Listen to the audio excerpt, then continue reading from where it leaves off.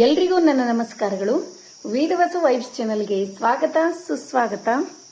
ಇವತ್ತೇನು ವಿಶೇಷ ಅಂತೀರೇನ್ರಿ? As usual ರೂಟೀನ, ಅದರೊಳಗೂ ವಿಶೇಷ ಅಂತಂದ್ರೆ ಒಂದು ಶುಕ್ರವಾರದ ವಿಶೇಷ ನೋಡ್ರಿ.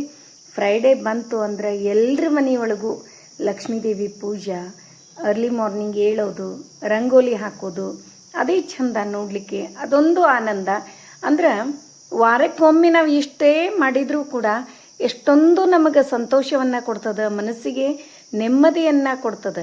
ಅಂದ್ರೆ ನಾವು ಎಷ್ಟು ಅರ್ಲಿ ಮಾರ್ನಿಂಗ್ ಎದ್ದು ಮನೆ ಮುಂದೆ ಥಳಿ, ರಂಗೋಲಿ, ಮನೆ ಕ್ಲೀನ್ ಮಾಡೋದು, ಸ್ನಾನ, ದೇವರ ಮುಂದೆ ರಂಗೋಲಿ, ದೀಪ, ಇವೆಲ್ಲವೂ ಎಷ್ಟು ಪಾಸಿಟಿವ್ನೆಸ್, ನಮಗೆ ಗೊತ್ತಿರಲಾರ್ದೆ ಆನಂದವನ್ನು ಕೊಡುವಂಥವು. ಇವು ಈಗಿಂದ ಕಂಡು ಹಿಡ್ದದ್ದಲ್ಲ, ಮುಂಚೆಯಿಂದ ಬಂದದ್ದು.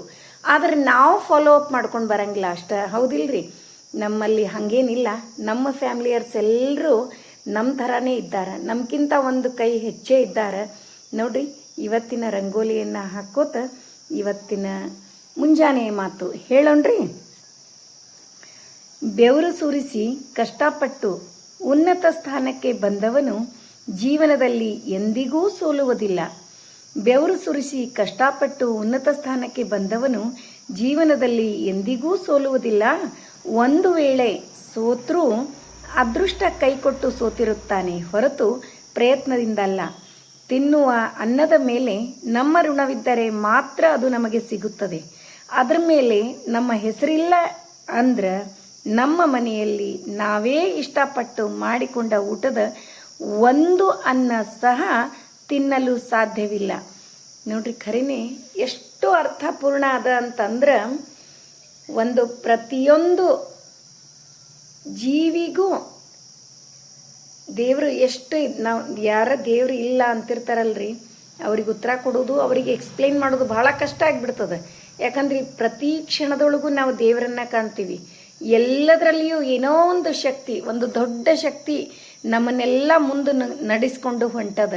ಪ್ರತಿಯೊಂದರಲ್ಲಿಯೂ ಎಷ್ಟೋ ಕಡೆ ನೀವು ಸೈನ್ಸ್ ಸುಳ್ಳಾಗಿದ್ದು, ಈಗ ಸೈನ್ಸ್ ಯುಗದೊಳಗೆ ಸೈನ್ಸೇ ಸುಳ್ಳಾಗಿದ್ದನ್ನು ನೋಡ್ತೀವಿ ನಾವು, ಹೌದಿಲ್ರಿ?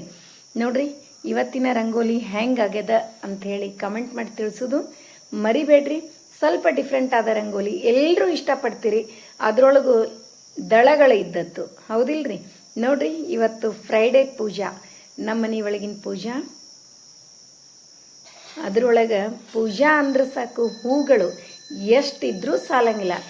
ಅಷ್ಟಿದ್ರೂ ಕೂಡ ನಮ್ಮ ಮನೆಯೊಳಗೆ ಒಮ್ಮೆ ಏನಾಗ್ಬಿಡ್ತದ್ರಿ, ಅವು ಬಿಡಿ ಮಲ್ಲಿಗೆ ಮತ್ತು ಸೇವಂತಿಗೆ ತರ್ಲಿಕ್ಕೆ ನೆನಪೇ ಹಾರಿಬಿಡ್ತಾರೆ.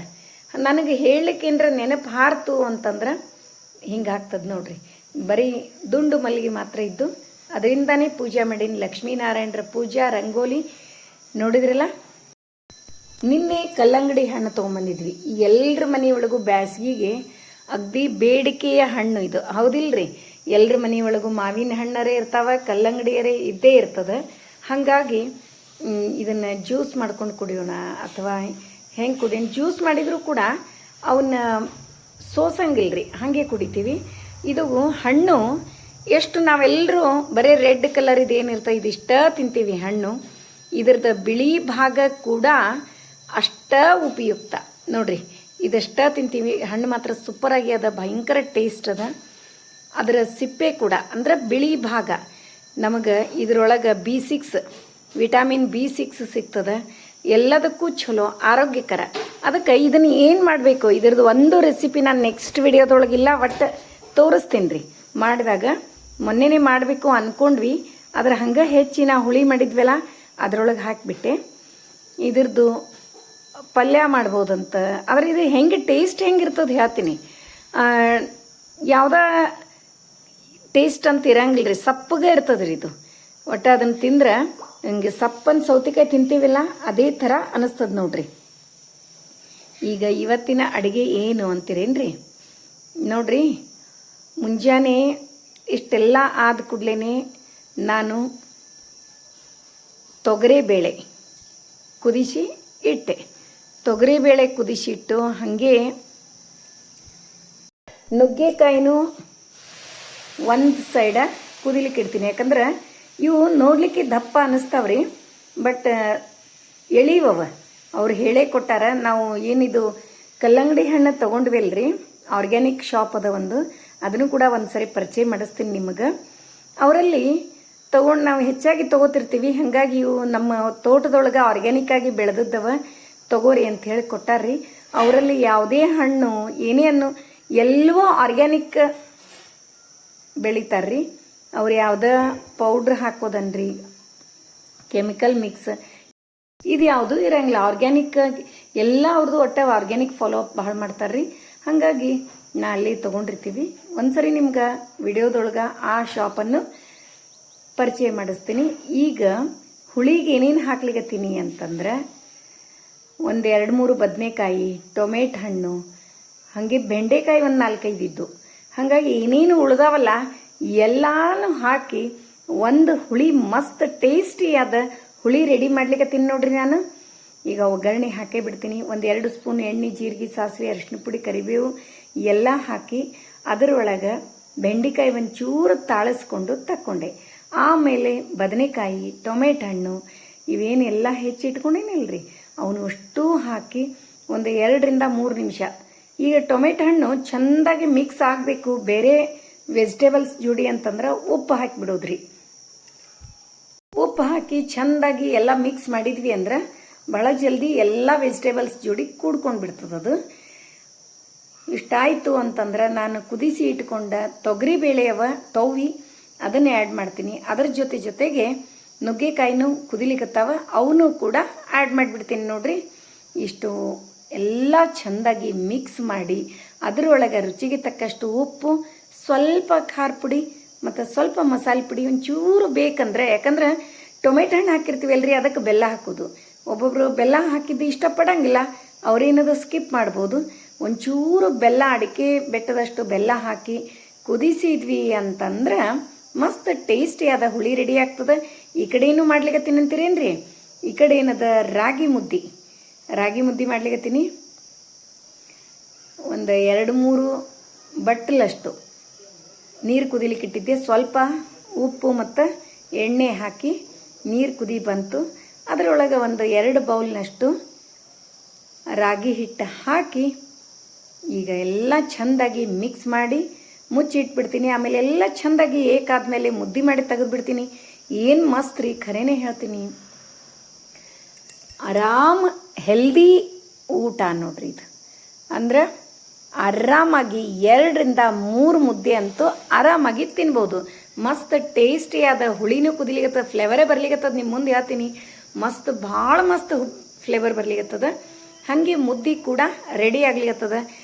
ಆದ್ರೆ ಆದಷ್ಟು ಈ ಬ್ಯಾಸ್ಗಿ ಒಳಗೆ ಒಂದು ರಾಗಿ ಮುದ್ದೆ, ರಾಗಿ ರೊಟ್ಟಿ ಅಥವಾ ರಾಗಿ ಗಂಜಿ, ಇವು 3ರೊಳಗೆ ಒಂದು ದಿನಕ್ಕೆ 1 ಸಾರಿ ಆದರೂ ಅದು ನಮ್ಮ ಹೊಟ್ಟೆಯೊಳಗೆ ಹೋದ್ರೆ ಭಾಳ ಅಂದ್ರೆ ಭಾಳ ಚಲೋ. ಎಲ್ಲನೂ ಅದ ಇದ್ರೊಳಗೆ, ಫುಲ್ ಆಫ್ ಫೈಬರ್ ಅದ, ಕ್ಯಾಲ್ಸಿಯಂ ಅದ, ಎಲ್ಲನೂ ಸಿಗ್ತದೆ ರಾಗಿ ಒಳಗೆ. ಅದ್ರ ಸಲುವಾಗಿ ಆದಷ್ಟು ರಾಗಿ ಮತ್ತು ತಂಪು ನಮ್ಮ ಬಾಡಿಗೆ ತಂಪು, ಇದು ಆರೋಗ್ಯಕ್ಕೆ ಹೇಳಿ ಮಾಡಿಸಿದ್ದು.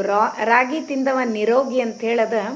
ಅದಕ್ಕೆ ಯಾವುದೇ ರೋಗಗಳು ನಮ್ಮ ಸಮೀಪ ಬರಬಾರ್ದು, BP, ಶುಗರ್ ಇಂಥವೆಲ್ಲ ಅಂತಂದ್ರೆ ರಾಗಿ ಯಾವುದೇ ರೂಪದಿಂದ, ಗಂಜಿ ಆಗಲಿ, ಭಕ್ರಿ ಆಗಲಿ, ರಾಗಿ ರೊಟ್ಟಿ ಆಗಲಿ, ರಾಗಿ ಮುದ್ದೆ ಆಗಲಿ, ಯಾವುದೇ ಒಂದು ರೂಪದೊಳಗೆ ಹೊಟ್ಟೆ ಒಳಗೆ ಹಾಕೋದು ಭಾಳ ಉತ್ತಮ ನೋಡ್ರಿ.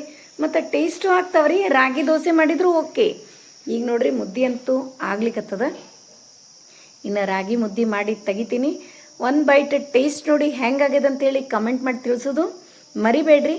ಮುದ್ದೆ ರೆಡಿ ಆದು. ಇದ್ರ ಮೇಲೆ 1 ಸ್ಪೂನ್ ಅಥವಾ 2 ಸ್ಪೂನ್ ತುಪ್ಪ ಹಾಕಿಬಿಟ್ರೆ ಇನ್ನೂ ಟೇಸ್ಟ್ ಆಗ್ತದೆ.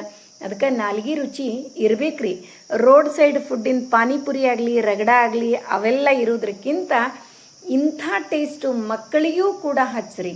ಯಾಕಂದ್ರೆ ಮಕ್ಕಳು ಏನು ತಿಂತೀನಿ ನೀನು ಇವತ್ತು ಅಂತ ಕೇಳಿದ್ರೆ ನಂಗೆ ರಾಗಿ ಮುದ್ದೆ ಬೇಕು, ರಾಗಿ ರೊಟ್ಟಿ ಬೇಕು ಅಂತ ಹೇಳು ಹಂಗೆ ಟೇಸ್ಟ್ ಮಾಡಿ ಹಾಕ್ರಿ.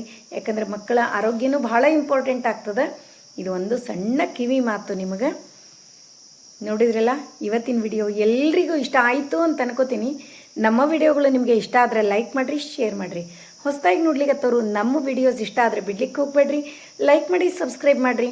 ಹಂಗೆ ಫ್ರೆಂಡ್ಸ್ ಆ್ಯಂಡ್ ರಿಲೇಟಿವ್ಸಿಗೆಲ್ಲ ಒಂದು ಚೂರು ಶೇರ್ ಮಾಡ್ತಿರಲ್ಲ. ಮತ್ತೆ ಮುಂದಿನ ವಿಡಿಯೋದಲ್ಲಿ ಸಿಗೋಣ. ಧನ್ಯವಾದಗಳು.